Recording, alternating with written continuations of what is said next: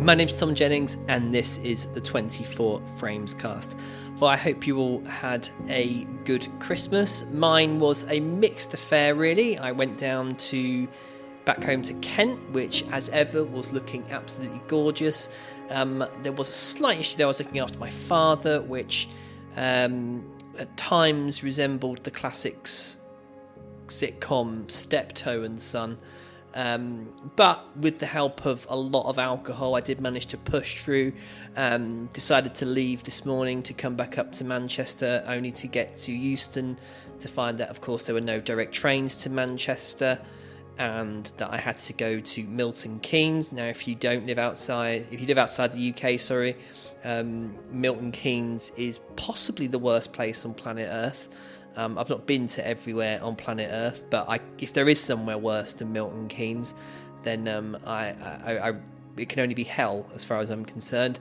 Naturally got to Milton Keynes, had to get the dreaded rail replacement bus to Northampton. There was an enormous queue, which I dutifully stood in for about an hour, only to get to the bus to find out you had to pre-book your tickets, and most of the buses for the next 3 hours were completely full. I then got an Uber from Milton Keynes to Northampton, where I managed to jump in with a really nice Irish lad, so we talked about Ireland and football and whatnot, and then got on the train to Northampton to Manchester, and really, I think, felt pretty shit about travelling on public transport over the Christmas period. The only thing that kept me going through the journey was the thought of having fish and chips, and of course when I got back home I went to the chip shop. It was shut until January the 5th. So yeah, that was pretty much the day.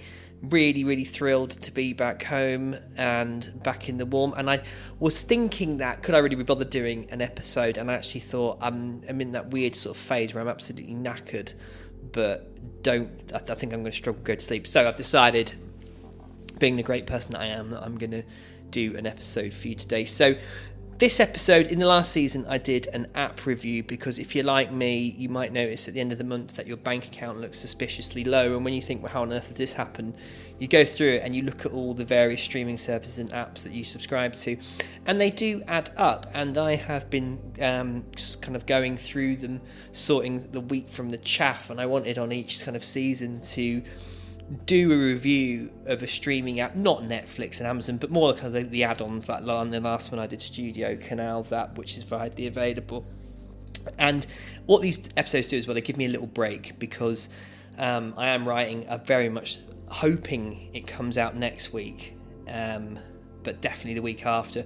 I'm writing an episode, and doing these kind of smaller episodes does give me a little bit of an opportunity to put the brakes on things so I can have some more time to write. So this week, I'm going to go with an app which there's going to be a few caveats to who this is really aimed at, because if you live in America, what I'm about to say is almost completely pointless, because the app I'm going to be reviewing is the PBS app, which is the public broadcasting service, which is based in America.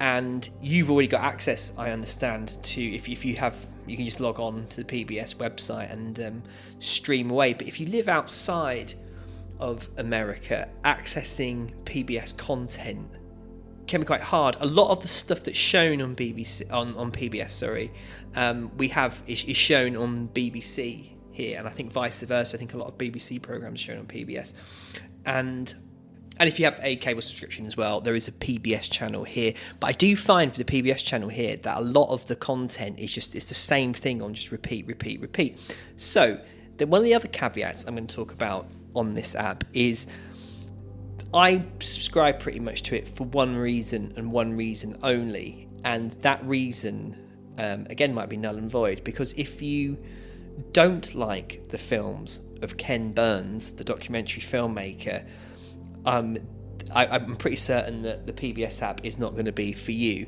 If you haven't heard of Ken Burns and you want to watch some incredible documentaries, then most certainly I think this is for you. And if you love the films of Ken Burns, as I do, then definitely the PBS subscription is a must.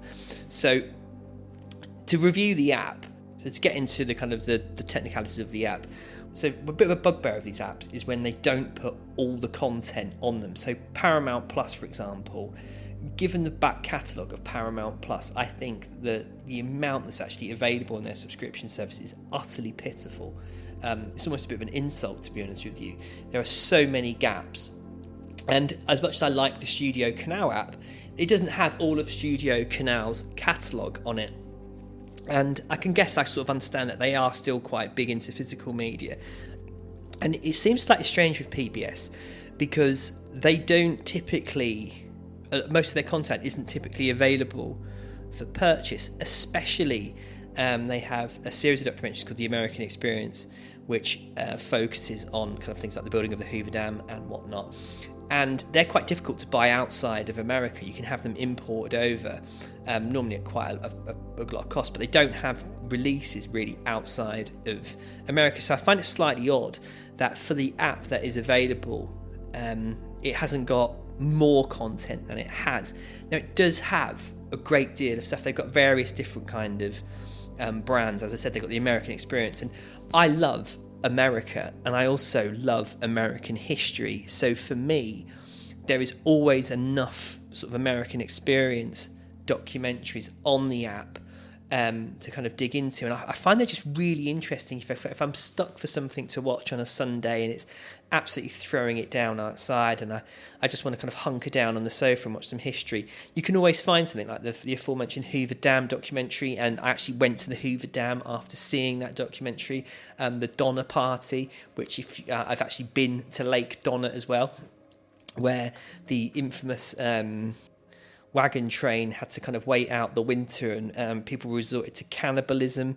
And there's some great stuff on there. There's a lot of great American Experiences documentary on there. But as I said, they're not all on there. And when I first started subscribing to it, I really wanted to watch the one they did about the making of Mount Rushmore.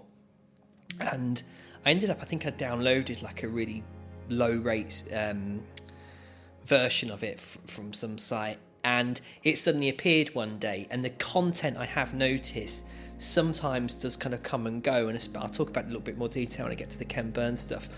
But I find that really annoying, and apparently it's a rights issue, but I don't understand. I don't understand how it all works, because surely if you've produced a documentary and made, most of the music in it is original, which does seem to be the case with a lot of these films, I don't really understand how they can kind of come in and out. But so there are irritating little things like that, and I've not had that annoying thing where kind of like you'd be watching Mad Men or something thinking it'll fall off. I haven't had that yet, but it is a minor irritation that I have noticed some of the films on it do kind of come off. So the way this app works is kind of a little bit like the Studio Canal one. I think it must be a generic developer's skin that they have for these various companies to use when they kind of upload them to Amazon and whatnot.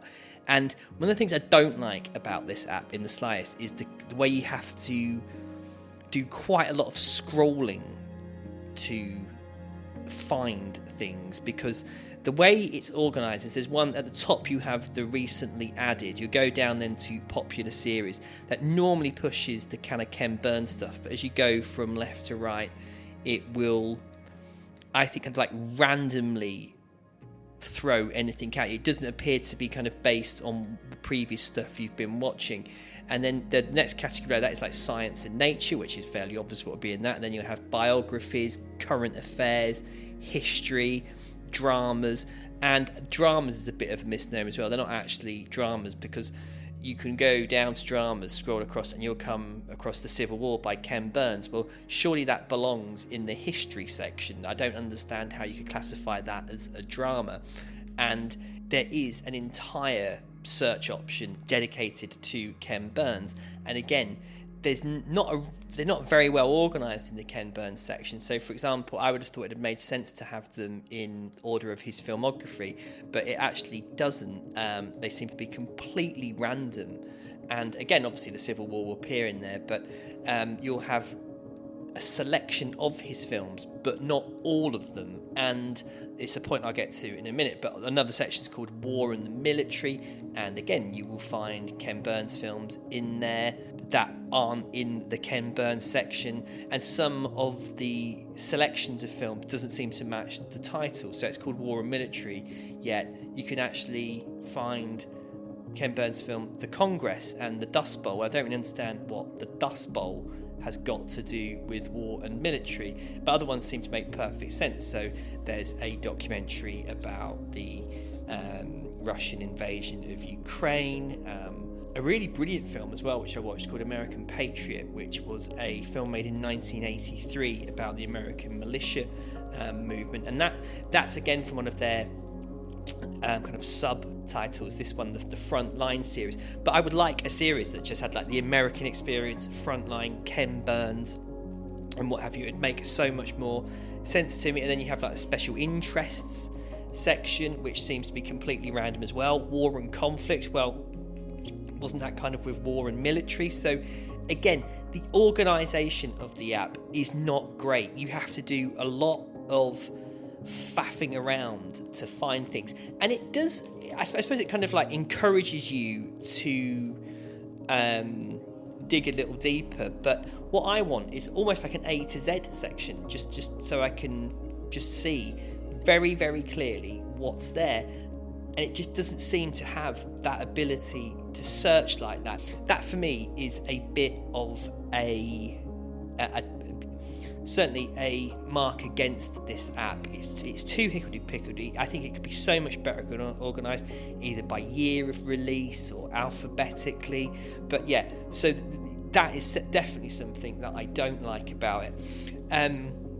With regard to the quality of the streams, it depends largely on when you're watching. I've seen stuff on here which is obviously shot during that kind of 90s, 2000 period, where a lot of footage was shot on videotape or kind of DV tapes, and it looks like the product of its age. A lot of the stuff was filmed on 16mm, 35mm, and those ones definitely shine a little bit better. But the reason I subscribe to this app is because of the films of Ken Burns. My first introduction to his work came with the Civil War, and then I made a point of going through and watching all of his filmography. And Ken Burns is one of those documentary filmmakers where you can just lose yourself. They are so there's something quite hypnotic about them, actually. I was watching his Mark Twain film over Christmas, and you can just sort of just zone out for a bit and be educated and entertained, and just the composition and the way in which they created is kind of like a masterclass in filmmaking. He might not be for everyone. His films are painfully long at times, but the reason I subscribe and I watch his films through the app is because if you live outside America, getting hold of his films can be quite annoying. I actually bought, I think it was the American Experience set on Apple TV, because you to have it imported over from America, I think it was like £90 or something like that. But what's really frustrating is a lot of his work is released through the BBC. But be aware that if you do watch anything through BBC, most notably on iPlayer, a lot of the episodes will be edited down. So I noticed for his Leonardo da Vinci episode, I think each there were 2 parts to that, and each one that was on the BBC was missing about half an hour. And I don't like that at all. If I'm going to watch a Ken Burns film, I want the entire experience. And also the stuff in Europe that has had a physical release, it's very kind of strange. I think they must be licensed through different companies. So, for example, some of his stuff will be released on Blu-ray and DVD, some of it only on DVD, some of it won't be released at all, but there will be kind of like various other inconsistencies, and these might kind of sound vaguely kind of like minor, but often the sound mixes are different. So, for example, if you buy The War series he made about the Second World War on DVD, it would be in stereo here, but if you buy the Blu-ray from America, it would be 5.1, and it might sound quite petty, but it is a little bit frustrating, I think, especially for someone, if you are kind of a dedicated collector and those kind of things matter to you. And quite a lot of his work simply isn't available. Something I'll get to in a minute. My favourite series is I think it's his best film, but it's my favourite series of his is The National Parks. You can't buy that in Europe, as far as I know, certainly not in the UK. But something which is kind of a bit of a niggle is I actually got the Blu-rays of the national parks when I went to America, and the series, and they had a really nice 5.1 soundtrack. It was really immersive and well done, and I think really helped you kind of get into the world that the film was showing you. But on the PBS app you can get the national parks, but it's only in stereo. But some of his other documentaries which have been remastered, things like baseball and the Civil War, do have 5.1 soundtracks. It just seems very, very inconsistent as to how, again, and much like how the actual app itself is organised, is there is inconsistencies which are a little bit frustrating. Not deal breakers, but if a series has got a 5.1 soundtrack, I don't understand why you just don't keep up with having a 5.1 soundtrack. It doesn't seem particularly hard. They can do it for some of their series and not others. I don't understand why. But the thing I do like about the app as well is some of his work is being remastered. Certainly his film on the Congress, and they are replacing, like, the previous version of the Congress has now been replaced with a remastered one, and it looks absolutely fantastic. They've same done for the baseball documentary series and the Civil War. All have got remasters, and I'm not sure, for example, the baseball one, I think you'd have to I don't think you can repurchase I don't think the remastered one is out in Europe, so it's something to think about. What I do with Ken Burns as well is I basically watch his films on repeat, and sometimes it takes about 3 or 4 years. And where this app has been completely invaluable is you've just got all his films in one place. As I said, it is frustrating and annoying that they don't have all of them just listed in chronological order. Sometimes you have to go into the search function within the Amazon Prime app and manually search for them. I just don't understand why that they've done it that way. It is a little bit annoying, and especially in the case of the national parks, that disappeared off the app for about a year. And like I said, it's all right if I own a physical copy of it, but if you were kind of watching it and it suddenly disappeared, that would be quite annoying. But it is back on there now. In fact, all of his stuff seems to be on there. If you live in America, you almost get instant access to his newer films. It takes, as far as I'm aware, about 6 months from his shows airing on PBS and then in their edited form on the BBC for the full episodes to appear. So his latest film, The American Revolution, isn't on it yet, but I would expect it to hit kind of the middle of this year. His Leonardo da Vinci one has just actually dropped, which I haven't actually seen yet. But overall, the quality of his film, the quality of the streams is great for the Ken Burns stuff, especially the newer stuff. It says it's UHD, but I'm not entirely sure if that's 100% true. I think it might be saying that you can purchase it for UHD. My eyes just can't tell the difference between the two. It's a very, very good 1080p stream for his newer stuff, or they are. It is in 4K, but whatever. I think they look perfectly fine. And if you are kind of new to the world of Ken Burns, I think I would kind of like to. I'd kind of offer 3 of his films, which I think would be a really good introduction. And I'm not going to go with the obvious as the first one, because many people would say obviously it's the Civil War. That is his kind of masterpiece. I'm not 100% sure. I think his Vietnam film might be that for me. But I would actually start watching The National Park, because it's a really kind of welcoming, beautiful, and I think quietly inspiring film. You get a lot of jaw-dropping scenery and human stories about conservation, democracy, and belonging. And it's kind of, I think it's kind of a classic Ken Burns film, but it's not that heavy. And I was certainly so inspired when I watched it. When I was going through the filmography for the first time, and I got to the national parks, I thought, God, am I really going to be interested in this? I watched it, and it inspired me so much that I have gone now. In fact, I've just booked my next trip to America. I'm going to be going to Yellowstone, and I've been to the national parks now 4 or 5 times since I've seen this film. I was in Yosemite about a year and a half ago, and it ignited a passion for going to American national parks, and that, I think, is a kind of a testament to how powerful film can be. You might not inspire you to jump on a plane and go to America and go on long road trips to various national parks, but it certainly is a really nice way of spending a few hours. I think he's done 2 musical documentaries, but both solely on uniquely American genres, jazz and country music. I've just done jazz again, and I have to say, the last 2 episodes were a bit of a chore for me to get through. I think fundamentally the problem is I don't really like jazz music, and it's not necessarily a kind of prerequisite when you really watch a Ken Burns film, to like the subject, because obviously he has a filmmaking way which can just get you involved in any kind of topic that he's talking about. But I would actually go with his country music film. It's brilliantly entertaining, and just the characters that he has, people like Dolly Parton talking, and the stories behind some of these artists are absolutely incredible. And I really like the music as well. I genuinely enjoyed the music. And another documentary, again, this might be very take it or leave it, but I love his baseball film. And again, I found American sports to be quite hard to get into, and I now have a real love of baseball. I loved watching the World Series this year. It was absolutely gripping, and even my girlfriend and I, we were kind of like lying in bed on a Sunday morning. We're like, well, should we just watch something? And I can't remember what game we started watching, but we just sat there. We were lying there for about 3 hours just watching it, and we got so into it. And this Ken Burns film, you don't need to be a sports fan, but it's a very nostalgic film, and also it kind of touches on, there's very kind of themes that go through his works, but certainly about community and race and memory, and with kind of like the idea of baseball kind of tying it all together.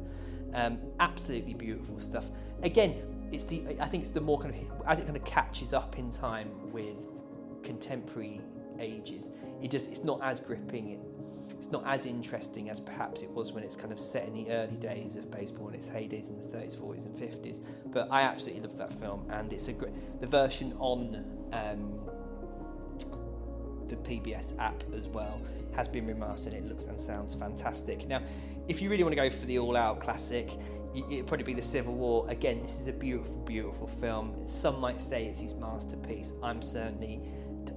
I think it is a masterpiece of documentary filmmaking. I just think it could be his Vietnam film, which I think might be his greatest work so far. So, PBS app then. Yes, I would recommend it. If you like American history and documentaries, it's certainly a niche app for sure. You're not going to get the latest Hollywood blockbusters on it, but if you have a fascination with history, especially American history, it's a yes from me. It costs only £2.99 a month, so you will barely notice it going out of your bank account, and for that you get access, even if you don't watch all the kind of the other non-Ken Burns stuff, just to have all the Ken Burns films there, good to go. I think it's a big yes from me. So that was going to be the review of the PBS app. There may or may not be an episode next week. I didn't realise I've got people coming over to stay for a few days, but there certainly will be one the week after. If there is one next week, it will probably just be a bonus episode. I might be able to kind of carry on with the James Bond retrospective or something like that, but we'll kind of see if I manage to get some time in the week to record something. So if I don't speak to you next week, it'll definitely be the week after, and I've got something pretty special planned for that. So again, many thanks for listening, and I will be in contact soon.